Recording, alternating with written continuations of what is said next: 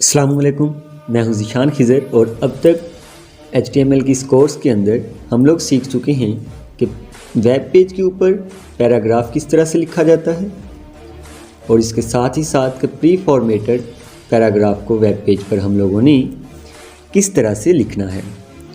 आज के इस लेक्चर में हम लोग सीखेंगे कुछ फॉर्मेटिंग एलिमेंट्स के बारे में कि अगर हमें कोई स्पेशल टाइप्स का कंटेंट है जो उसे शो करवाना हो या फिर किसी वर्ड को बोल्ड करना हो या इटैलिक्स में लिखना हो या उसे मार्क करना हो, तो उस सूरत में हम लोग क्या करते हैं।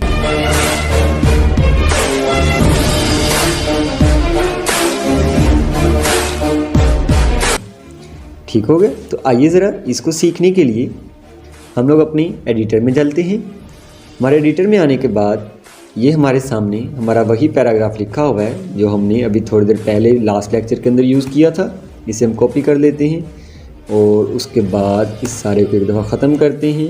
एक नया पेज लिखते हैं हम यहाँ पर। ठीक है, ये हमारे सामने आ गया। इसमें हम लोग टाइटल के अंदर हेडिंग दे देते हैं, जैसे कि फॉर्मेटिंग एलिमेंट्स दे देते हैं। इस दफ़ा फॉर्मेटिंग एलिमेंट्स। ठीक हो गया। अब इन फॉर्मेटिंग एलिमेंट्स के अंदर हमारे पास किस किस तरह के फॉर्मेटिंग एलिमेंट्स होते हैं, उसके लिए हम यहाँ पे अपने पैराग्राफ को दोबारा से इंसर्ट कर लेते हैं और इंसर्ट करने के बाद हम इसे शुरू करते हैं। ठीक है, तो चलिए आइए ज़रा देखते हैं। सबसे पहले जो चीज़ हम देखेंगे इसमें वो ये देखेंगे कि अगर हमें अपने पैराग्राफ के अंदर किसी एक वर्ड को या एक लाइन को बोल्ड करना हो तो उसको हम लोग बोल्ड किस तरह से कर सकते हैं, यानी कि बाकी लेटर्स के मुकाबले में, बाकी सेंटेंसेस के मुकाबले में या बाकी वर्ड्स के मुकाबले में उसे हाईलाइट करके उसे ज़रा वाज़िया करके किस तरह से लिख सकते हैं।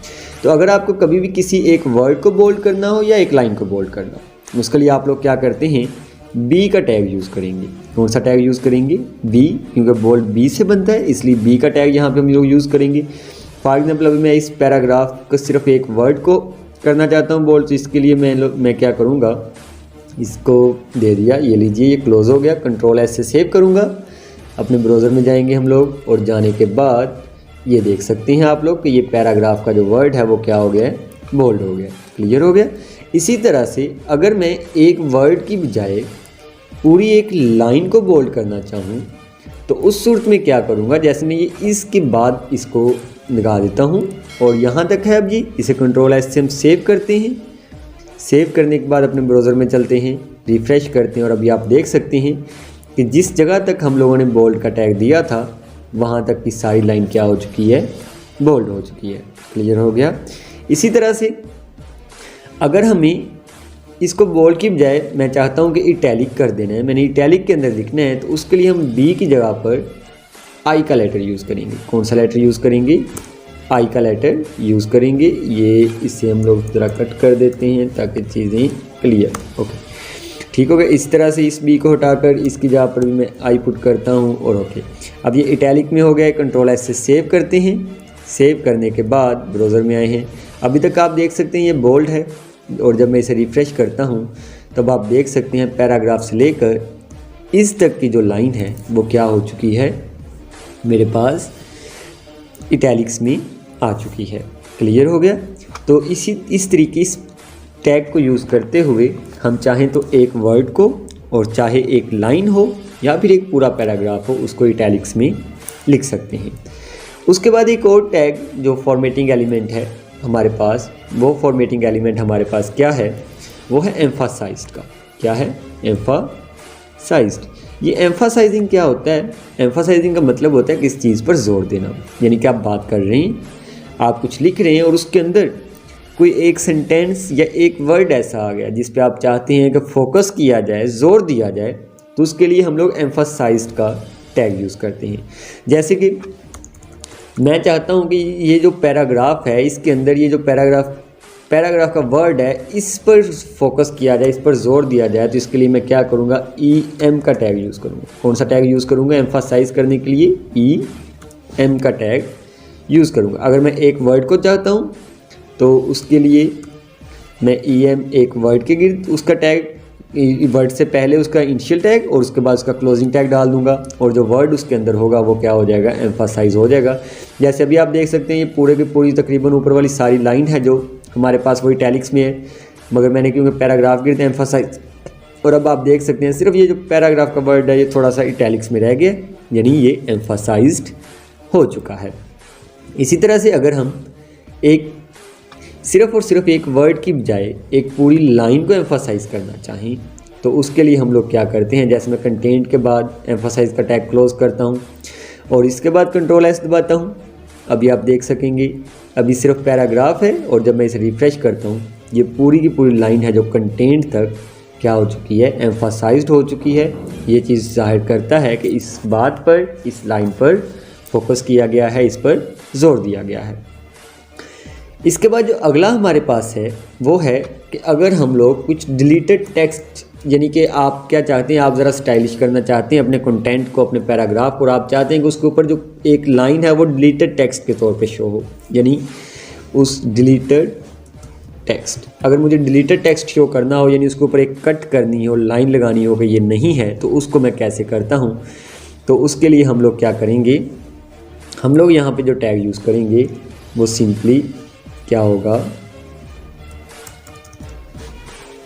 ओके, मैं चाहता हूँ कि मैं इस पूरी लाइन को डेल कर दूँ, तो मैं यहाँ पे DEL के नाम से डेल का टैग यूज़ करूँगा। ठीक है, इसे हम क्लोज़ करते हैं और ये देखिए डेल का टैग, क्लोजिंग टैग भी आ गया। डेल टैग यूज़ करने के बाद मैं इस पर Ctrl+S से सेव करता हूँ, जहाँ जाता हूँ अभी तक ये लाइन एम्फसाइज्ड है, मगर अब मैंने इस पर डेल का टैग डाला है, तो आप ये देख सकते हैं कि जिसके ऊपर मैंने डेल का टैग डाला था वो सारे की उतनी लाइन क्या हो चुकी है, उसके ऊपर लाइन लग चुकी है, वो डेल में आ चुकी है। क्लियर हो गया।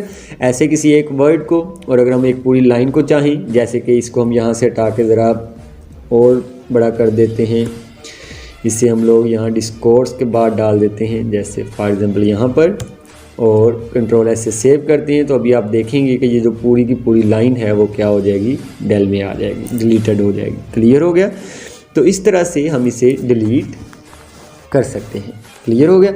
इसके बाद अब एक और चीज़ जो आपको सिखानी है इसमें मुझे, वो ये है कि अगर हम किसी चीज़ को, किसी वर्ड को सबस्क्रिप्ट के तौर पर या सुपरस्क्रिप्ट के तौर पर ज़ाहिर करना चाहें, क्या क्या चीज़ें हैं, दो चीज़ें हैं, एक सबस्क्रिप्ट के तौर पर शो करना चाहें या सुपरस्क्रिप्ट के तौर पर शो करना चाहें, तो किस तरह से कर सकते हैं।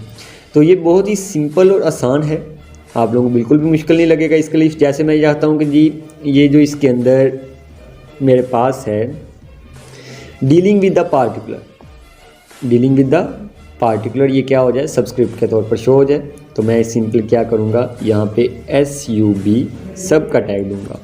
ठीक हो गया। पार्टिकुलर के बाद इस टैग को मैं यहाँ तक इसे सबस्क्रिप्ट करना चाहता हूँ, इसके बाद मैं इसका क्लोजिंग टैग डाल दूँगा SUB, और ये क्लोज़ हो जाएगा। Ctrl+S से इसे सेव करते हैं हम लोग। सेव करने के बाद अपने ब्राउज़र में जाते हैं और इसे रिफ्रेश कर देते हैं। आप देख सकते हैं ये जिसको हमने सबस्क्रिप्ट किया था वो नीचे शो हो गया। ऐसा अमूमन स्पेशली जब हमने मैथमेटिकल इक्वेशंस लिखनी हो और उसके अंदर लोगार्थम के अंदर या किसी चीज़ के अंदर कुछ बेसिस को शो करना हो, तब हम इसे यूज़ करते हैं। इसी तरह से हम लोग जो सुपरस्क्रिप्ट का टैग है उससे भी इस्तेमाल कर सकते हैं। जैसे मैं यहीं से सब को हटा के इसे सुपर में बदल देता हूँ, SUP के लिए सुपर स्क्रिप्ट टैग SUP के साथ यूज़ होता है। ऐसे ही यहाँ से भी इसे सुपर कर देते हैं और Ctrl+S से सेव करते हैं। सेव करने के बाद अपने वेब ब्राउज़र में आते हैं, रिफ़्रेश करते हैं और अभी आप देख सकते हैं ये ऊपर शो हो गया। ये जब हमने कभी मैथमेटिक्स की इक्वेशन में कोई पावर्स लिखनी हो उनके लिए यूज़ करते हैं। तो उम्मीद है आप लोगों ने इस लेक्चर को एंजॉय किया होगा, इन्फॉर्मेटिंग एलिमेंट्स को अच्छे से सीखा होगा कि डिलीटेड टेक्स्ट कैसे शो करना है, सबस्क्रिप्ट कैसे करना है, सुपरस्क्रिप्ट कैसे करना है, इसी तरह से बोल्ड कैसे करना है, इटैलिक किस तरह से करना है। और एक अहम चीज़ जो रह गई है वो ये है कि अंडरलाइन अगर आपको किसी चीज़ को करना हो तो उसके लिए क्या करते हैं। अंडरलाइन करने के लिए आप लोग क्या करेंगे, आप लोग सिंपली जैसे कि मैं चाहता हूँ कि मैं ये जो a paragraph consist of one और मोर, ये जितनी लाइन है इसको अंडरलाइन कर दूँ। तो इसे अंडरलाइन करने के लिए मैं क्या करूँगा, इसके शुरू में यहाँ पे U का टैग दूँगा, U मीन अंडरलाइन। ठीक है, तो जब मैं इसमें U का टैग दूंगा तो ये सारा क्या हो जाएगा, जहाँ तक मैं इसका U का टैग दूंगा ये अंडरलाइन हो जाएगा। Ctrl+S से सेव करेंगे, सेव करने के बाद हम लोग अपने ब्राउज़र में आते हैं। ब्राउज़र में आने के बाद रिफ़्रेश करते हैं और अभी आप देख सकते हैं ये क्या हो गया, अंडरलाइन हो गया। तो उम्मीद है आप लोगों ने इस लेक्चर को एंजॉय किया होगा। हम जल्दी आपके साथ दोबारा मिलते हैं, तब तक के लिए अपना ख्याल रखिएगा। अल्लाह हाफिज़, अल्लाह निगहबान।